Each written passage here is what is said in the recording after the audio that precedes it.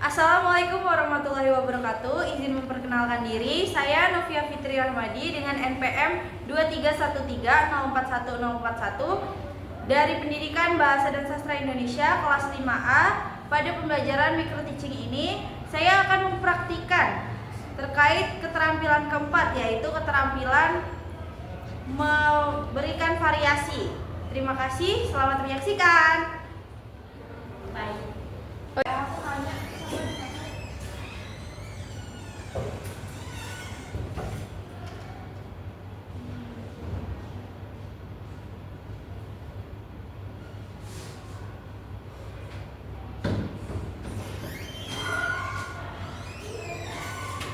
Selamat pagi semuanya.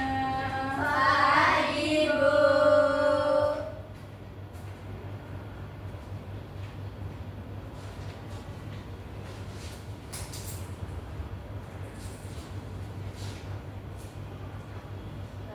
Buka ya. Assalamualaikum warahmatullahi wabarakatuh. Waalaikumsalam warahmatullahi wabarakatuh. Apa kabar anak-anak ibu semuanya? Baik, Bu.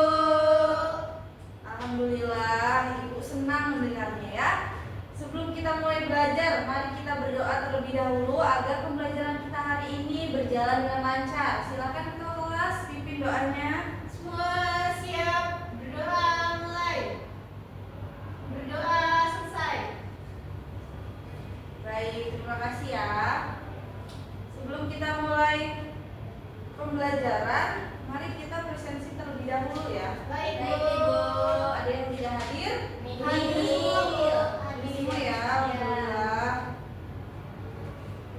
Alhamdulillah ya, hadir semua. Nah, terima kasih ya sudah mau memperhatikan Ibu. Nah, hari ini kita akan belajar tentang teks eksposisi. Tanggal berapa ini, Nak? Satu. Satu ya.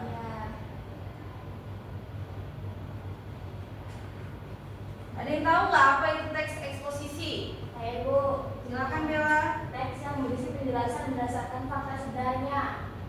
Ya betul sekali Bella. Nah, jadi teks eksposisi ini adalah teks yang berisi paparan atau penjelasan tentang suatu hal agar pembaca ini mendapatkan informasi. Betul sekali. Bella udah baca ya tadi malam ya? Sudah, Ibu. Masya Allah. Nah coba kalian perhatikan tujuan pembelajaran kita pada pagi hari ini ya.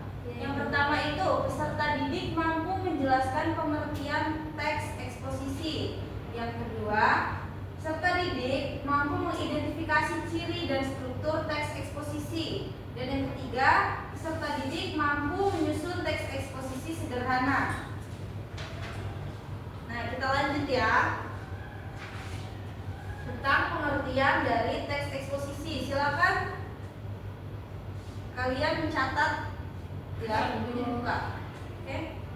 Nah, jadi teks eksposisi itu adalah jenis teks yang berisi penjelasan atau informasi tentang suatu hal agar pembaca lebih paham. Teks ini biasanya menjelaskan sesuatu dengan jelas dan runtut serta disertai fakta-fakta agar mudah dimengerti. Nah, tujuannya adalah memberikan pengetahuan atau wawasan baru seperti penjelasan tentang pentingnya menjaga kebersihan atau cara kerja daur ulang sampah. Selanjutnya ada ciri-ciri dari teks eksposisi. Ciri-cirinya itu yang pertama,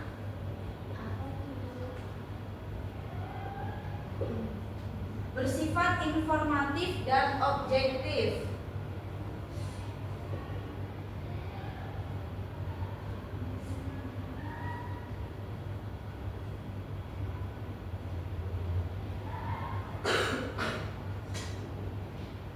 Jadi nak, teks eksposisi ini bertujuan untuk menyampaikan informasi atau sebuah pengetahuan, bukan memengaruhi emosi pembaca. Makanya dia bersifatnya informatif dan objektif.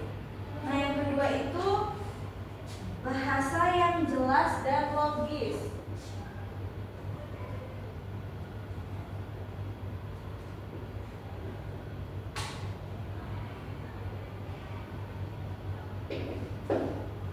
Jadi Jadi dalam menulis teks eksposisi itu kita harus menggunakan kalimat efektif dan istilah yang mudah dipahami serta menjaga alur yang logis agar argumen kita itu mudah untuk diikuti. Kemudian yang ketiga, struktur teksnya sistematis.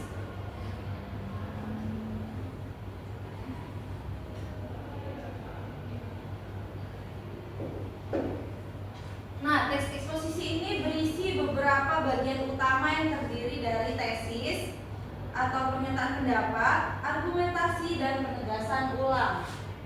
Strukturnya itu ada tesis, lalu argumentasi, kemudian selanjutnya penegasan ulang. betul. Ini nanti akan kita bahas ya. Kemudian ciri yang keempat itu menggunakan data dan fakta.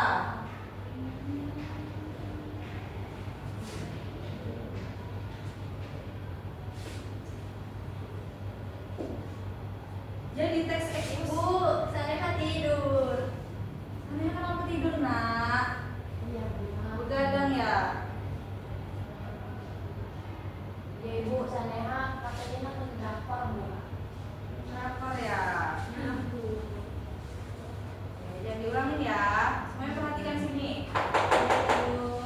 Oke.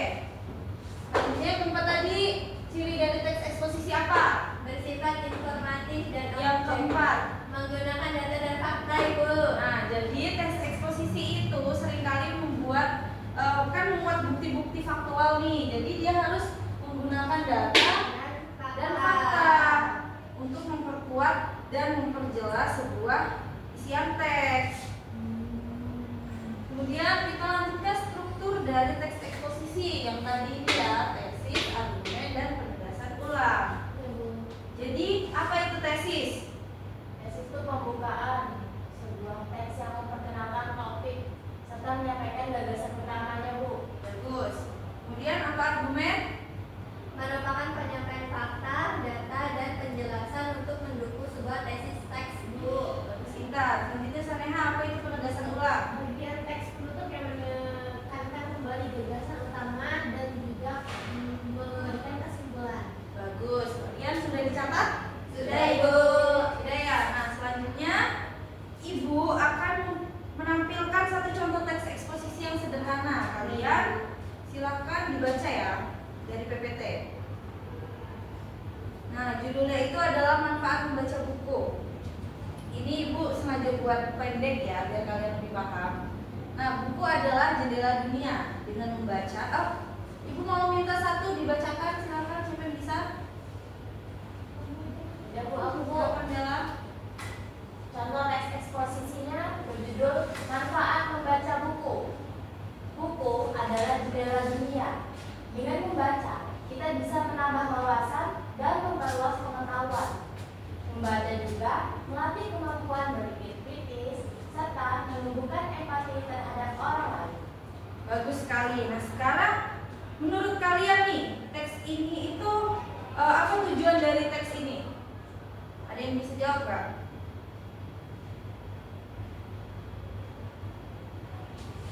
Apa tujuan dari teks yang dibaca Bella tadi? Memberikan informasi kepada pembaca tentang manfaat membaca buku, Ibu. Bagus sekali Saneha. Tujuan dari teks ini adalah untuk memberikan sebuah informasi. Bagus. Nah, sekarang menurut kalian teks ini itu bersifat mengajak, mendesak, atau menjelaskan? Menjelaskan, Ibu. Nah, bagus. Jadi yang kalian jawab tadi itu adalah sebuah ciri-ciri dari teks eksposisi, yaitu bersifat menjelaskan dan memberi informasi. Bagus. Kalian sudah paham ya sekarang bagaimana teks eksposisi itu? Nah, sekarang Ibu ingin kalian bekerja secara kelompok ya. Silakan kalian membentuk sebuah kelompok. Nah, di setiap kelompok itu Ibu akan memberikan teks eksposisi singkat. Tugas kalian adalah mencari bagian tesis, argumentasi, dan penegasan ulangnya. Silakan perwakilan kelompok ambil teksnya di Ibu ini ya.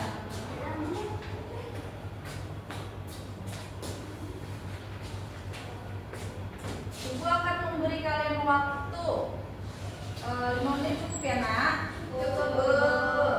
Untuk menganalisis sebuah teks itu ya. Silakan diskusi. Kalau sudah selesai bilang ya.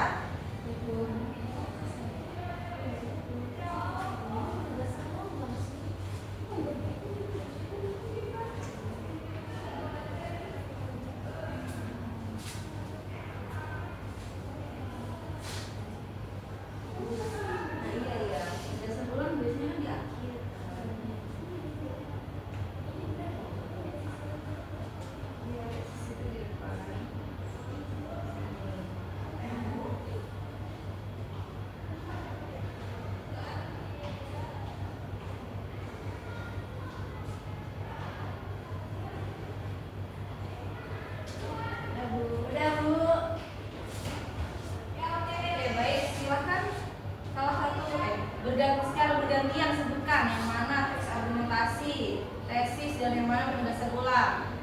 Ini mau dengar? Ya. Ibu di sini aja atau kan? Berdiri aja. Berdiri. Baik Bu. Aku mau menyebutkan tesis dalam judul teks eksposisi artinya membaca buku ya Bu ya. Tesisnya itu membaca buku merupakan kegiatan penting yang seharusnya menjadi kebiasaan setiap orang. Melalui membaca, seseorang dapat memperluas wawasan, meningkatkan kemampuan berpikir kritis, serta memperkaya kosakata Bu. Buku menjadi sumber ilmu pengetahuan yang mampu membuka jendela dunia bagi siapapun yang membacanya.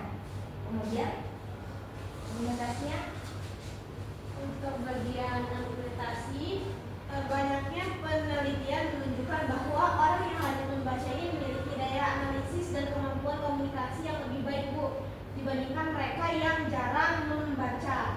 Nah, selain itu, membaca juga dapat meningkatkan konsentrasi dan menumbuhkan empati karena pembaca itu diajak untuk memahami berbagai sudut pandang kehidupan. Di tengah kemajuan teknologi yang serba cepat, membaca buku menjadi sarana untuk menyeimbangkan pikiran dari arus informasi digital yang kadang bersifat dangkal. Jadi hal ini berisikan alasan dan bukti yang logis serta mendukung dari manfaat rajin membaca.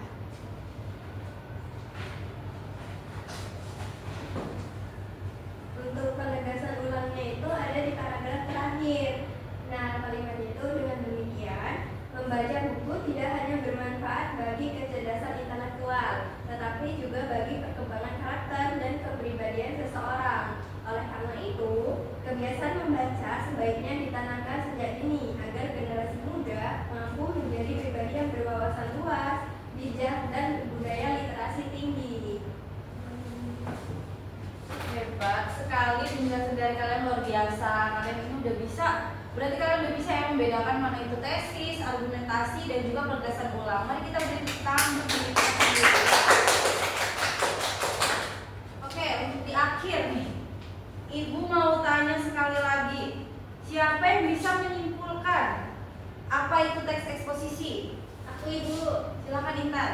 Teks eksposisi itu merupakan teks yang isinya menjelaskan atau memaparkan sesuatu hal supaya pembaca mendapatkan informasi Bu. Bagus sekali Intan. Tepuk tangan dong semuanya. Nah, baik anak-anak, jadi hari ini kita sudah belajar bahwa teks eksposisi itu berfungsi untuk menjelaskan sesuatu secara informatif. Kita juga sudah tahu tentang ciri-ciri dari teks eksposisi, struktur, serta kita juga sudah mencoba menganalisis teks eksposisi ini bersama-sama kan. Nah, coba pikirkan mengapa penting bagi kita untuk bisa membuat teks eksposisi. Siapa yang bisa menjawab? Bu. Silakan Intan. Supaya kita bisa menyampaikan pendapat dengan jelas dan logis. Bagus, itu termasuk dalam tujuan teks eksposisi kan. Nah, untuk tugas di rumah, Ibu mau kalian tuliskan satu teks eksposisi dengan tema pentingnya menjaga kebersihan lingkungan sekolah. Lalu kalian analisis mana yang tesis, mana yang argumentasi, dan mana yang penjelasan ulang. Bagus ya, terima kasih semuanya. Ibu mau ketua kelas memimpin doa untuk Gimana? Menanya tugas itu ditulis kalau Ditulis aja ya nak di kertas folio. Nanti ketua kelas kumpulkan ke meja itu. baik. Baik, silakan ketua kelas memimpin doa. Semua siap, berdoa mulai. Berdoa selesai. Baik anak-anak, mari kita tutup pembelajaran ini dengan ucapan hamdalah.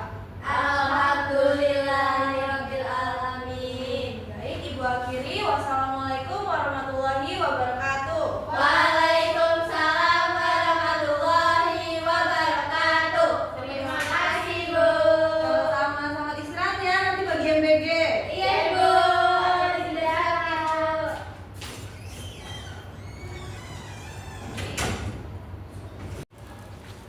Assalamualaikum warahmatullahi wabarakatuh. Saya Asane Hajustasari dengan NPM terakhir 65 sebagai observasi lisan dari calon guru Novia Fitri Rahmadi dengan topik pembahasan mengenai teks eksposisi. Nah, berdasarkan hasil pengamatan mengenai keterampilan mengadakan variasi, Novia menggunakan variasi dalam gaya mengajar seperti suara yang memberikan variasi dalam nada, kemudian volume, suara, serta kecepatan bicara. Kemudian Novia juga mengadakan perubahan mimik dan gerak tangan dan badan dalam memperjelas penyajiannya. Kemudian menggunakan atau memberikan waktu senyap atau hening dalam pembicaraannya, juga menggunakan kontak pandang dan melakukan kontak pandang kepada siswanya, serta melakukan perubahan posisi dengan maksud yang berbeda-beda. Novia juga memberikan tekanan pada butir-butir penting dari penyajiannya dengan menggunakan bahasa lisan seperti dengan baik, perhatikan ini, dan lain-lain, dan menggunakan isyarat yang cocok seperti menunjuk dan mengangkat tangan. Kemudian, variasi yang digunakan Novia juga menggunakan media dan alat bantu pengajaran.